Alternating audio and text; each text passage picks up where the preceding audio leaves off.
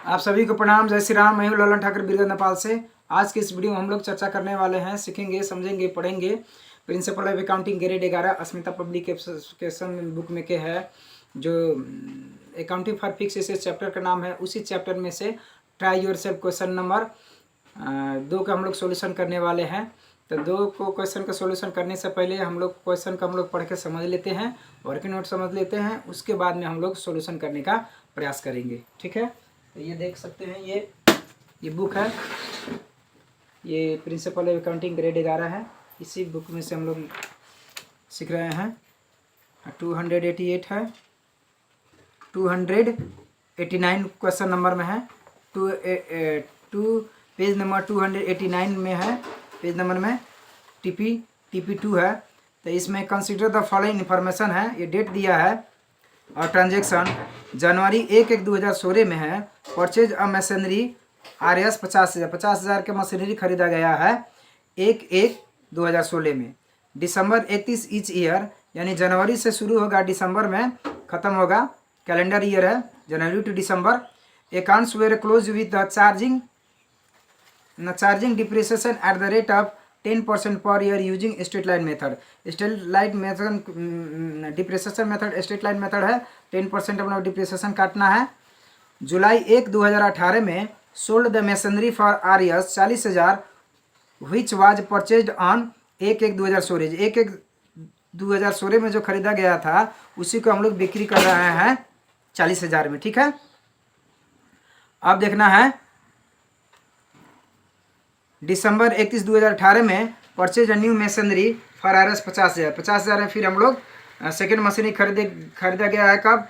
31/12/2018 में। रिक्वायर्ड में पूछा जा रहा है machinery account for the first 3 years from 16 का काटना है, 17 का काटना है, 18 का काटना है। ठीक है, 3 साल तक हम लोग को काट देना है और 19 में हम लोग को बैलेंस लिखना है। तो अब हम लोग वर्किंग नोट समझते हैं और सॉल्यूशन करने का प्रयास करेंगे। ठीक है,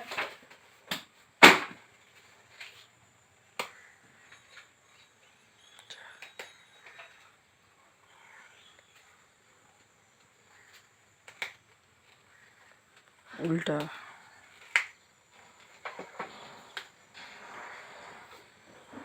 अब यहाँ ये वर्किंग नोट हो गया। Yearly depreciation equal to 10% of RS 50,000 equal to 5,000 रुपये हो गया। अब देखिए, ये 12 मंथ्स डिप्रिसिएशन इक्वल टू 5,000, तो एक month depreciation equal to 5,000 divided by 12, तो 6 months depreciation equal to 5,000 divided by 12 into 6 equal to 2,500 depreciation हो गया। ठीक है, 6 महीने का डिप्रिसिएशन हो गया और साल भर का डिप्रिसिएशन हो गया 1 साल का। अब calculation of profit and loss on sale of machinery, तो अब हम लोग क्या निकालना है?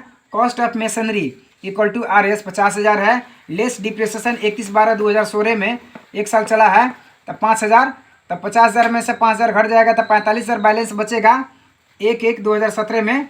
फिर लेस डिप्रिसिएशन होगा 31/12/2017 में RS 5,000, तब 45,000 में से 5,000 घटेगा, तो 40,000 बैलेंस बचेगा 1/1/2018 में।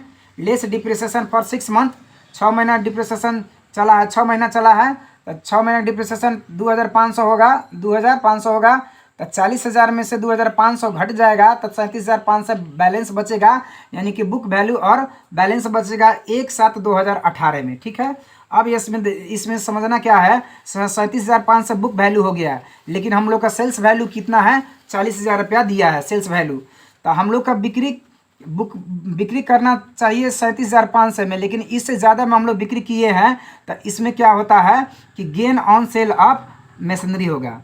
तो यहाँ देखिए, if book value is less than sales value, that is 37,500 greater than less than RS 40,000, then there will be profit on sale of machinery, that is RS 40,000 minus RS 37,500 equal to RS 2,500. It will be shown in DR side of machinery account.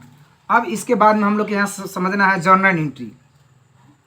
Machinery account DR to bank account, कोई भी machinery हम लोग जब खरीद करते हैं तो machinery आएगा तो डेबिट होगा, अब बैंक से पेमेंट होगा तो बैंक देने वाला व्यक्ति है, इसीलिए क्रेडिट होगा, पर्सनल अकाउंट है। अब डिप्रिसिएशन खर्च है, तो डिप्रिसिएशन खर्च होने के कारण से डेबिट होगा, और अब मशीनरी का वैल्यू कम होता है कि इसीलिए मशीनरी क्रेडिट हो जाएगा। अब machinery account D R to profit and loss account gain है, तो मशीनरी अकाउंट डी आर है होगा, और profit loss account C R होगा। ठीक है, तो मशीनरी अकाउंट में P L account gain and sale of machinery को हम लोग डी आर साइड में दिखा देंगे। ठीक है, अब इतना समझने के बाद में अब हम लोग यहाँ सॉल्यूशन देखते हैं। ठीक है, यहाँ देखिए ये मशीनरी अकाउंट हो गया, ये अंडर स्ट्रेट लाइन मेथड या स्ट्रेट लाइन मेथड हो गया, ये सी आर साइड हो गया।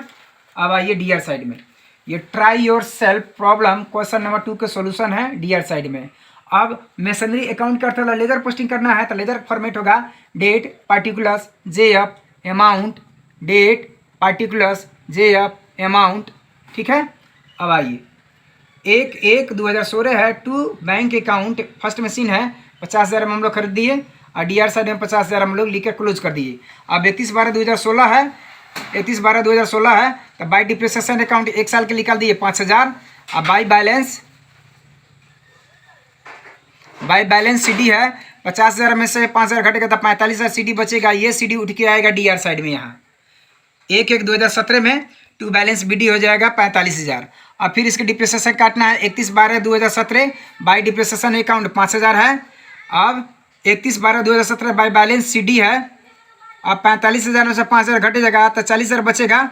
यहाँ 45,000 हम लोग हिसाब क्लोज कर देंगे, और डी आर साइड में भी यहाँ हम लोग 45,000 रुपया हम लोग हिसाब करके क्लोज कर देंगे। अब ये सी डी है, सी डी उठ के आएगा डी आर साइड में। 1/1/2018 में टू बैलेंस बी डी हो गया 40,000। अब क्या करना है, 1/7/2018 में बाई डिप्रिसिएशन अकाउंट 6 महीना का फॉर 6 मंथ डिप्रिसिएशन है 2,500 से कैलकुलेशन करके निकाल लिए वर्किंग नोट में, तो यहाँ हम लोग लिख दिए 1/7/2018 में बाई बैंक अकाउंट सोल्ड हुआ है, तब बिक्री हुआ है, तो 40,000 में बिक्री हुआ है। उसके बाद में 31/12/2018 में बाई बैलेंस सी डी होगा। अब देखिए सी डी 50,000 बचेगा, तो 92,500 में से 40,000 2,500 घटेगा तो 50,000 बैलेंस सी डी बचेगा। अब देखिए ये सी डी कहाँ से आया है, यहाँ समझना पड़ेगा। अब यहाँ 31/12/2018 में टू बैंक अकाउंट खरीदा गया है 5,000 में, 50,000 में सेकेंड मशीन खरीदा गया है, और to P L account gain on sale of 2,500 हम लोग निकाले हैं, तो वो है तो 40,000 50,000 2,500 जोड़ेंगे तो 92,500 डी आर साइड में क्लोज कर दिए, और सी आर साइड में भी 92,500 लिख के क्लोज कर दिए। तो 92,500 में से 2,500 घटेगा, 40,000 घटेगा तो 50,000 बाई बैलेंस सी डी बचेगा, बाई बैलेंस सी डी बचेगा 31/12/2018 में। अब ये सी डी उठ के आएगा यहाँ 1/1/2019 में टू बैलेंस बी डी 50,000 रुपये हो गया।